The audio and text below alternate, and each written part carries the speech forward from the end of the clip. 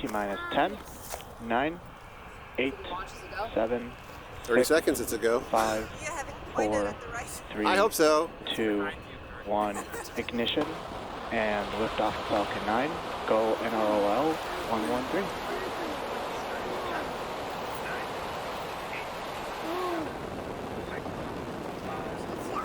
Vehicles pitching downrange. Stage 1 propulsion is nominal.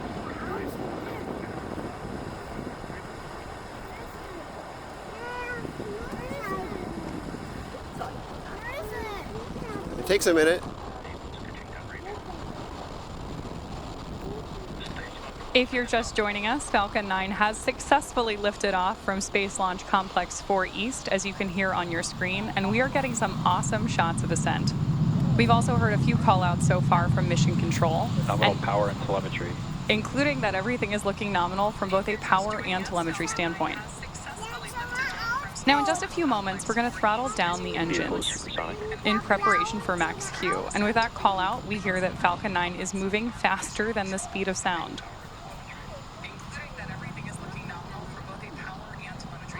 Max Q. There's that max Q call out. As you may have heard us mention before, max Q is a critical flight milestone because this is the moment in flight with the highest amount of aerodynamic pressure. You're gonna see it. So with that, we have 3 events coming up in quick succession here, starting with MECO, Stage SEP, and SES-1. Main engine cutoff, or MECO for short, is where all 9 M1D engines will shut off to slow the vehicle down in preparation for stage separation. MVAC chill. There it is. There's confirmation that we're chilling the MVAC engine for SES-1. Stage 2, of course, will continue to second engine start 1 after stage SEP. And that's when the single MVAC engine will ignite to propel the second stage to orbit.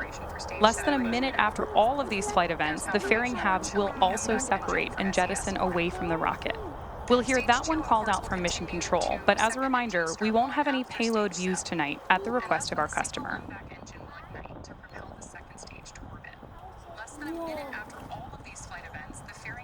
Standing by for main engine cutoff in just about 15 seconds.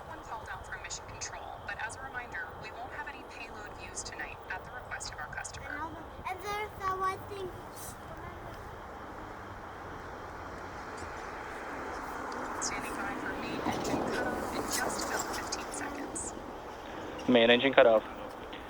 Stage separation confirmed. Just for 15 seconds, it said. Yep, there it is again. There it is again. There it is again. MVAC ignition. We have had great confirmation and views there of main engine cutoff, stage separation, and of course, second engine start 1. We are standing by now for the call out for fairing separation. And we will be attempting to retrieve these fairing halves once they fall back down to Earth using our recovery ship, Go Beyond. Fairing separation confirmed. There's confirmation of fairing sep. Now, coming up about 3 minutes from now, the booster, which you've got great views of the grid fins on your screen right now, will initiate its entry burn to begin its journey to the Of Course I Still Love You drone ship, which is currently stationed in the Pacific Ocean.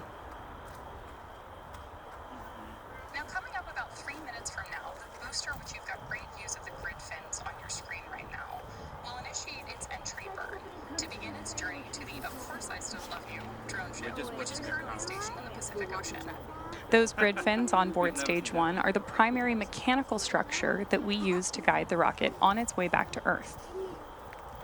Of course, what we are leading up to is the entry burn, expected again at just about T+6 minutes after liftoff.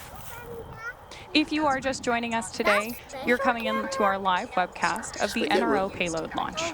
We had an on-time 8:20 p.m. Pacific liftoff from Vandenberg Space Force Base in California, followed by successful main engine cutoff, stage separation, second engine start 1, and fairing separation. This thing always see rockets?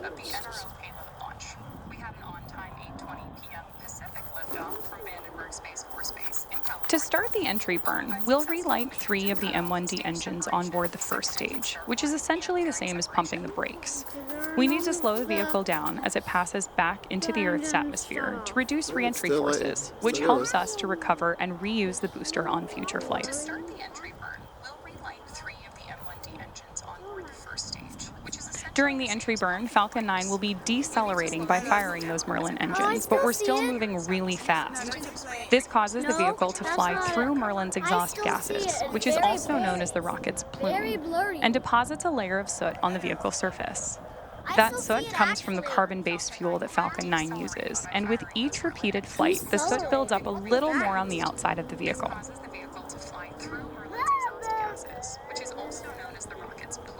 You can, of course, continue to track the first stage telemetry in the bottom left corner of your screen as the booster continues to make its way back to our drone ship. Those are Of two course, I airplanes, still but love that's you, it. I'm which still is looking at currently the rocket. stationed in the Pacific Ocean. It's flying away like that way. It's not going straight up. It goes like, launches kind of like an airplane bumps. High. Reusability is key to lowering the cost of spaceflight, which enables more investments in critical space infrastructure. In today's case, supporting national security. The Falcon 9 the Falcon 9 first stage that is supporting today's mission is about to perform this entry burn for the 20th time. Which enables more investments in critical space infrastructure. In today's case, supporting national security. That orange dot of it, that's still it, the orange dot, the orange dot. That was it.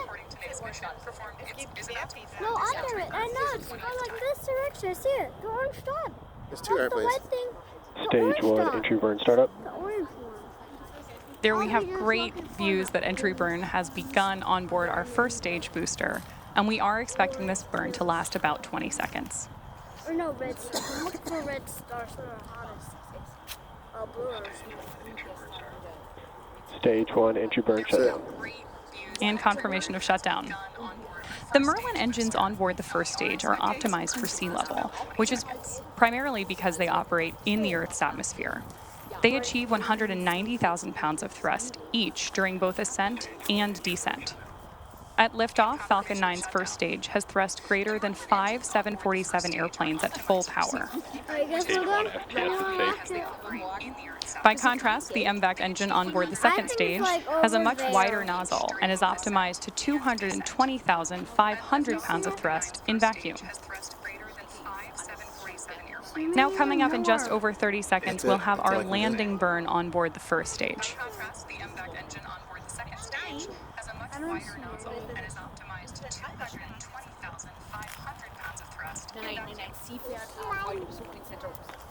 Stage 1 transonic. Confirmation that stage 1 is transonic on its way back to its It might be rendezvous too low. point FPS is safe. with our drone ship. So they're landing the booster now. We don't know if we'll see it, but Oh, the booster? yeah. Oh, because it would also have the... Just like the entry burn, we're expecting our landing burn to be relatively quick. The difference here, though, is that what we're using this burn for is to touch down softly on the surface of our drone ship. Stage 1 landing burn. Confirmation of landing burn startup. Did you hear about this? Is that white dot it? That white dot? The white dot over there? Is that it? You can see those grid fins working as we target the drone ship here. Now it's going. Confirmation of landing burn startup. Stage 1 landing confirmed. And confirmation of touchdown. See it? Do you see it? This again was the 20th launch and landing for this first stage. This landing also marks SpaceX's 345th recovery of an orbital class rocket, including first stage landings for Falcon 9 and Falcon Heavy. Landing, no. MVAC shutdown. With confirmation there of SECO 1, we will bring today's webcast to a close.